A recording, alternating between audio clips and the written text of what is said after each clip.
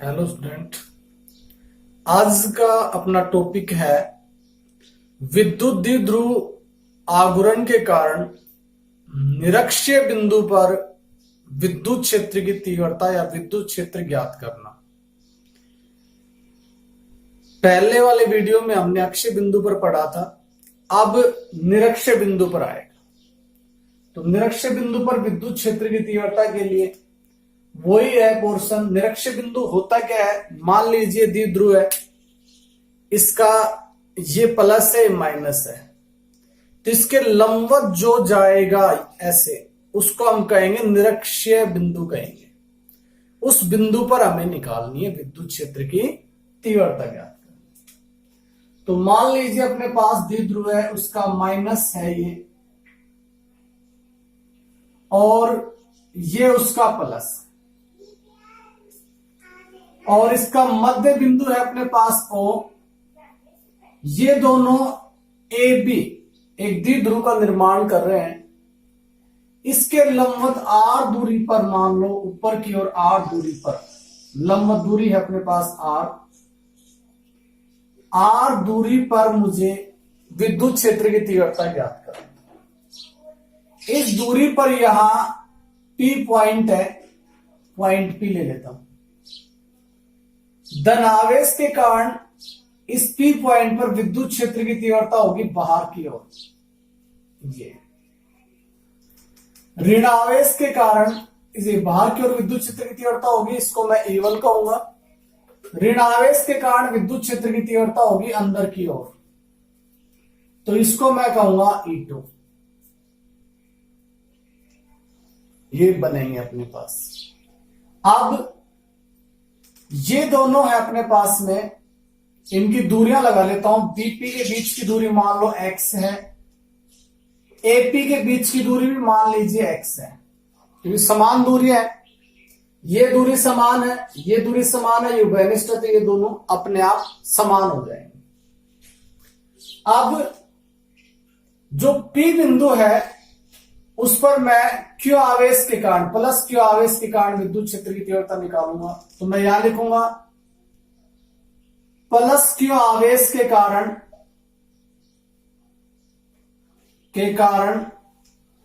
P बिंदु पर विद्युत क्षेत्र की तीव्रता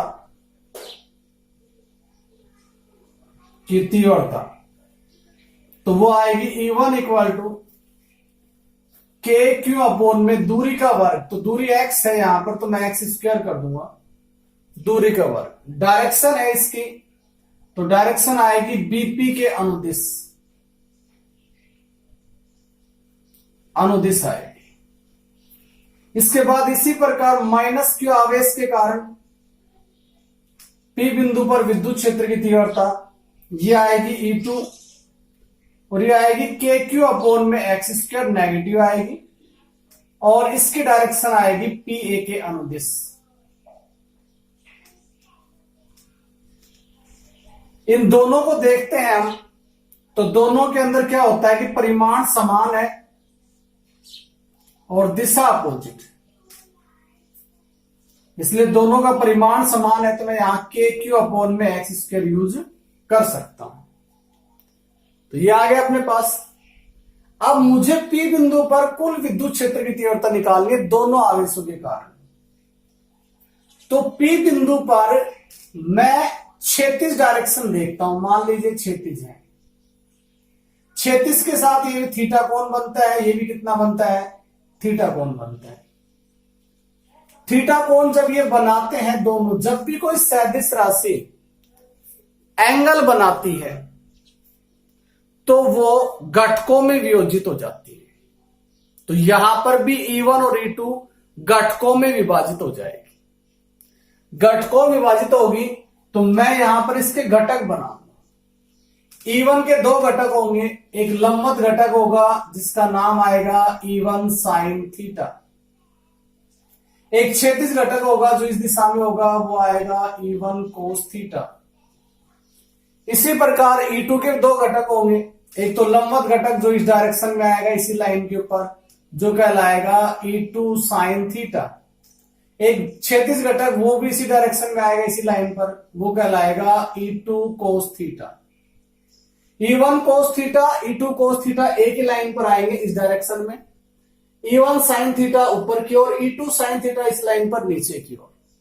अब ये दोनों तो परिमाण में समान है और दिशा में विपरीत है, क्योंकि एक ऊपर की डायरेक्शन दे रहा है, एक नीचे की दे रहा है, तो ये तो एक दूसरे के प्रभाव को निरस्त कर देंगे। अब बच गए कौन? सिर्फ E1 cos theta, E2 cos theta. ये दोनों एक ही दिशा में होने के कारण जुड़ जाएंगे। तो यहां डायरेक्शन लगानी पड़ेगी, क्योंकि हम इनको जोड़ेंगे दिशा के आधार पर। तो P बिंदु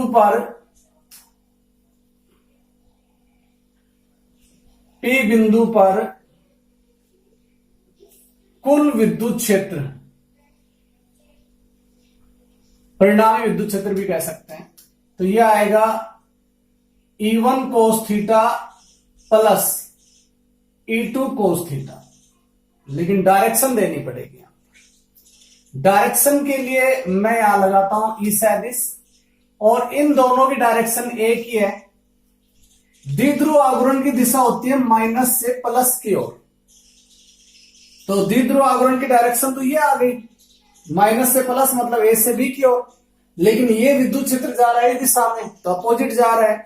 इसके लिए मैं माइनस पी कैप एकांक सदिश लगा देता हूं, जो क्या दर्शाएगा? द्विध्रुव आघूर्ण। एकांक सदिश किसका है? पी कैप क्या है? एकांक सदिश है किसका? द्विध्रुव आघूर्ण का, जो ये दर्शाता है कि द्विध्रुव आघूर्ण के विपरीत दिशा में इस विद्युत क्षेत्र की दिशा है। अब मैं इसको E1 E2 की वैल्यू इक्वल है, यहां पर इक्वल है तो वैल्यू पुट करूंगा, तो यह आएगा ई सदिश इक्वल टू 2E1 cos थीटा पी कैप माइनस, और यहां E1 E2 के इक्वल था, इसलिए मैंने E1 की जगह E2 की जगह E1 रख दिया। अब इसको आगे सोल्व करते हैं, तो ये आएगा 2E1 का मान रखते हैं, तो K Q अपॉन में x square cos theta P cap. अब कोस थीटा और एक्स को यहां से रिप्लेस करना पड़ेगा, क्योंकि मुझे सिर्फ डायरेक्शन में विद्युत क्षेत्र जो मैंने देखा, तो विद्युत क्षेत्र है वो थीटा पर डिपेंड नहीं करता है, ठीक है। और ये जो अपने पास दूरी है इस पर डिपेंड करता है, लेकिन हमें क्या करना पड़ेगा? आर दूरी के कारण निकालना पड़ेगा। तो यहां पर मैं कोस थीटा, मान लीजिए थीटा है यहां पर, तो इसका करण एक्स हो गया, आधार ए हो गया, क्योंकि द्विध्रुव आघूर्ण के मध्य बिंदु से एक आवेश की दूरी ए थी, दूसरे आवेश की दूरी भी ए थी। तो यहां तक की दूरी के लिए मैं क्या करूंगा? ए यूज करूंगा। तो आधार ए है, करण क्या है? एक्स। तो मैं यहां ट्रायंगल सिलेक्ट कर लेता हूं, ट्रायंगल एपीओ में।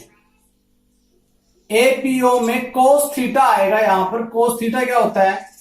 आधार ए, ये आधार हो गया, बटे कर्ण एक्स। तो कोस थीटा की वैल्यू आ गई, पुट कीजिए इसमें, तो ये आ जाएगा ई सदिश equal to 2KQ upon x square into में A upon x minus P cap.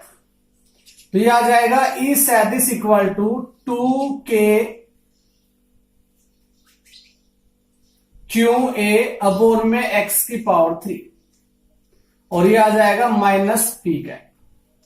इसको मैं ऐसे भी लिख सकता हूं कि Q गुणा 2A भी कर सकता हूं, क्योंकि मुझे आवेश को हटाना पड़ेगा यहां से, क्योंकि इसका नेट आवेश 0 है।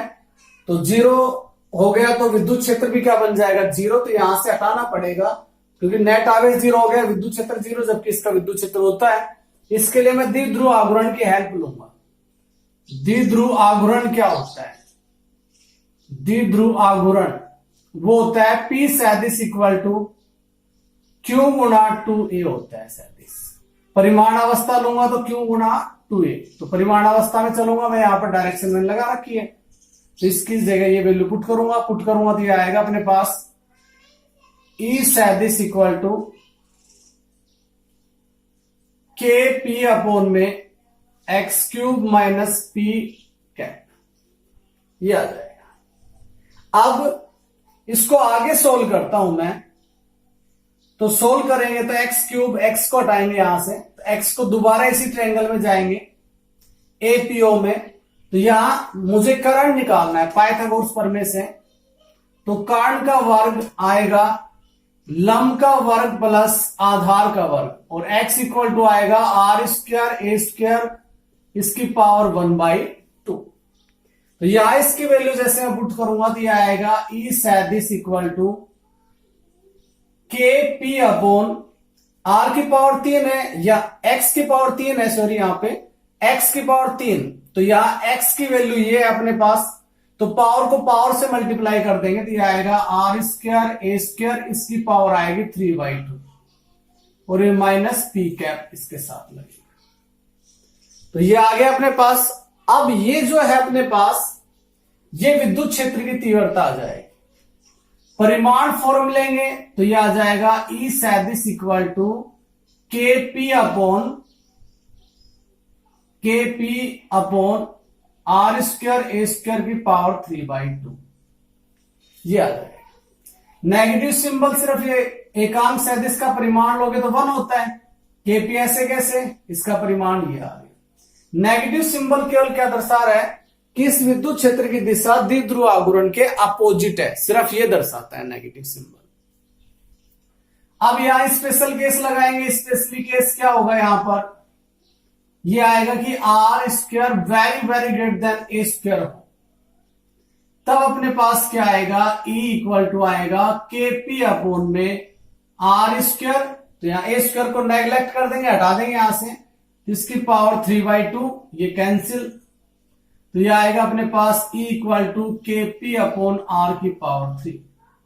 तो ये विद्युत क्षेत्र की तीव्रता आ जाए कहां, निरक्षीय बिंदु पर विद्युत क्षेत्र की तीव्रता यहां से हम ज्ञात कर लेंगे। वो इसके ग्राफ बनेंगे, ग्राफ बनता है तो ग्राफ बनेगा ई और आर के मध्य, तो ग्राफ आएगा वक्राकार। दूसरा ग्राफ बनेगा अपने पास में ई और 1/r के मध्य, r³ के मध्य, तो वो आएगा बिल्कुल स्ट्रेट लाइन ग्राफ आएगा। तो ये ग्राफ भी आ जाते हैं इसमें, किस प्रकार से हम ग्राफ खींचते हैं। अक्षय बिंदु पर विद्युत क्षेत्र की तीव्रता जो आ रही थी अपने पास, वो आ रही थी 2kp अपॉन आर की पावर 3, और निरक्षीय बिंदु पर आ रही है kp अपॉन आर की पावर 3, ये आ रही है। तो अक्षय बिंदु पर जो थी वो निरक्षीय की दुगनी आ रही है, ये दुगनी थी। और यदि बात करें निरक्षीय पर कितनी अक्षय की, तो ये आधी है, इसलिए हम कह सकते हैं यहां 2 नहीं आ रहा है, अक्षय पर 2 आ रहा था, 2 आ रहा था, तो यहां पर 2 नहीं आया मतलब हट गया। तो इसमें क्वेश्चन पूछा गया बोर्ड में कि अक्षय बिंदु पर विद्युत क्षेत्र की तीव्रता निरक्षीय बिंदु पर विद्युत क्षेत्र की तीव्रता का क्या अनुपात होता है, तो उसका अनुपात होता है 2:1 होता है। तो ये अपने पास में टॉपिक है। और निरक्षीय बिंदु पर अक्षय की कितनी होती है, आधी होती है। उल्टा क्वेश्चन बन जाए कि अक्षय बिंदु पर निरक्षीय की कितनी होती है, तो अक्षय पर कितनी होती है, दुगनी होती है। तो ऐसे इसमें क्वेश्चन बनते हैं। तो ये अपने पास में डेरिवेशन था कि निरक्षीय बिंदु पर विद्युत क्षेत्र की तीव्रता ज्ञात करना। नेक्स्ट टॉपिक है अपना, एक समान विद्युत क्षेत्र में द्विध्रुव पर लगने वाला बल और बल आघूर्ण ज्ञात करना। एक समान विद्युत क्षेत्र में हम इसको रखेंगे तो ये क्या इफेक्ट दर्शाएगा द्विध्रुव, ये हमें ज्ञात करना है अगले टॉपिक में। तो इसके लिए हम क्या करते हैं, मान लेते हैं कि एक समान विद्युत क्षेत्र है ये अपने पास, ये एक समान विद्युत क्षेत्र बना रहा हूं मैं, ये एक समान विद्युत क्षेत्र को दर्शाती है सभी लाइन है। अब इस एक समान विद्युत क्षेत्र ई में मैं एक द्विध्रुव को रख देता हूं। जैसे द्विध्रुव को यहां रखूंगा, इसका ये पॉजिटिव है, ये नेगेटिव है, दो इसके पास आवेश है, ए बी इसका नाम है। रखते ही इस पर बल लगेगा, बल लगेगा तो धनावेश के कारण लगने वाला बल ये होगा जो आएगा, इस प्लस क्यू आवेश पर बल लगेगा ई विद्युत क्षेत्र में, प्लस क्यू ई, ये बल लगेगा। इसके बाद में इस ऋण आवेश पर जो बल लगेगा वो इस डायरेक्शन में लगेगा। क्योंकि अपोजिट लगेगा। मैंने पीछे बताया था धनावेश पर जो बल लगता है विद्युत क्षेत्र की दिशा में लगेगा, ऋणावेश पर जो बल लगता है वो विद्युत क्षेत्र के विपरीत दिशा में लगता है। तो यहां पर लगने वाला बल आएगा माइनस क्यू आवेश का ई विद्युत क्षेत्र में माइनस का क्यू ई, ये आएगा। ये प्लस दिखाता है विद्युत क्षेत्र की डायरेक्शन में है, माइनस दर्शाता है विद्युत क्षेत्र के विपरीत दिशा में ये बल लग रहा है। अब नेट बल निकालते हैं, इसका कुल बल कितना हो गया। तो इसका नेट बल यदि मैं निकालता हूं तो plus Q E minus Q E, तो नेट बल क्या आ गया 0। कुल बल 0 है, फिर भी क्या हो रहा है, ये घूर्णन कर रहा है, इसमें घूम रहा है, गति कर रहा है। नेट बल 0 होने के बावजूद ये घूम रहा है। जब वस्तु का बल 0 हो गया तो वो कोई प्रतिक्रिया नहीं करनी चाहिए, लेकिन ये प्रतिक्रिया करता है। तो ये बल के कारण नहीं, बल आघूर्ण के कारण करता है। किसके कारण करता है, बल आघूर्ण के कारण यहां पर प्रतिक्रिया करता है।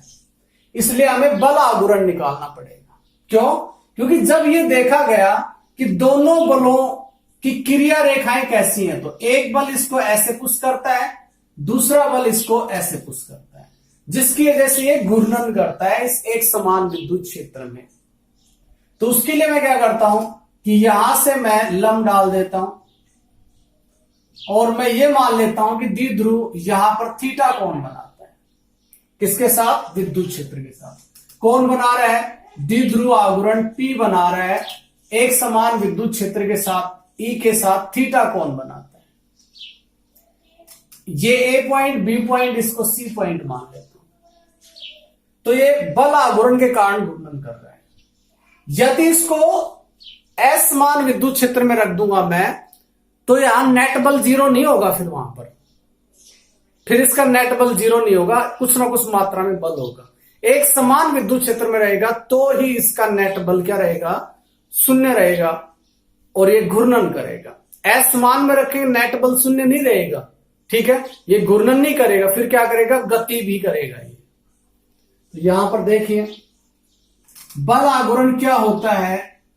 बल आघूर्ण के कारण ये घूर्णन कर रहा है। तो बल आघूर्ण होता है अपने पास, तो से दर्शाते हैं इसको। तो ये आएगा अपने पास एक बल का परिमाण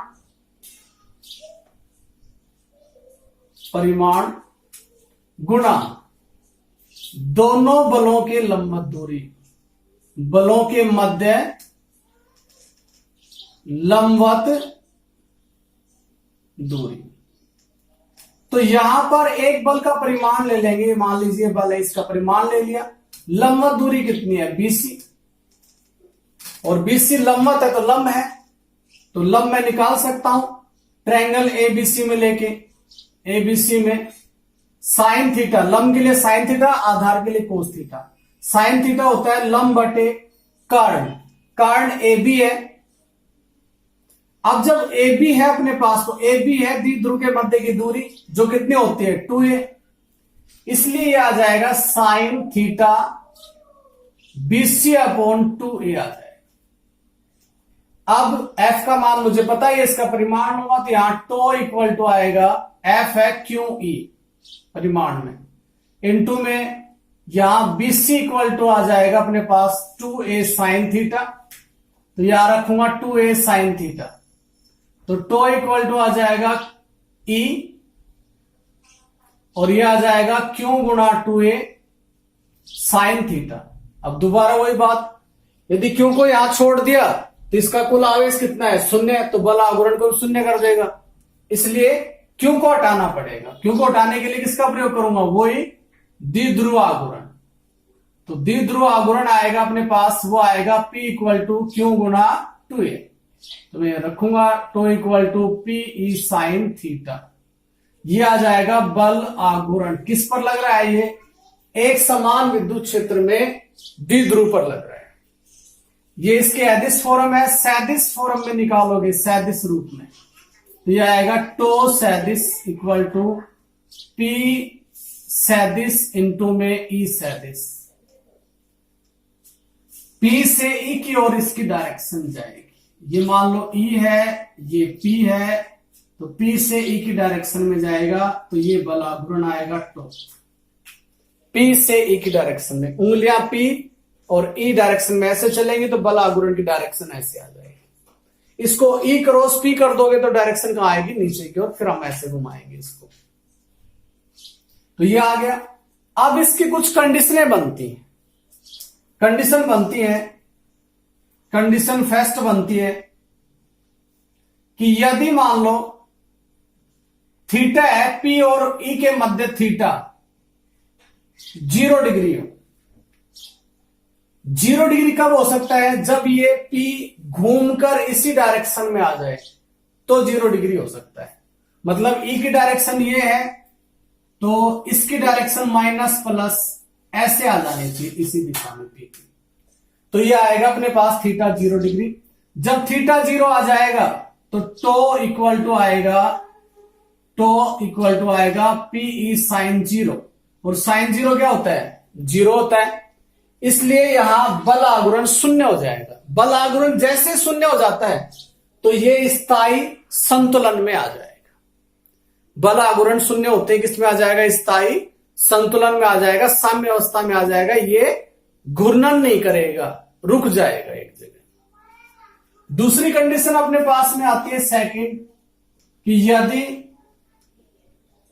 P व E लंबवत हो। लंबवत मतलब थीटा का मान 90 हो। लंबवत कैसे होंगे, मान लीजिए E की डायरेक्शन ये है तो P की डायरेक्शन ये होनी चाहिए, तो लंबवत आ जाएंगे।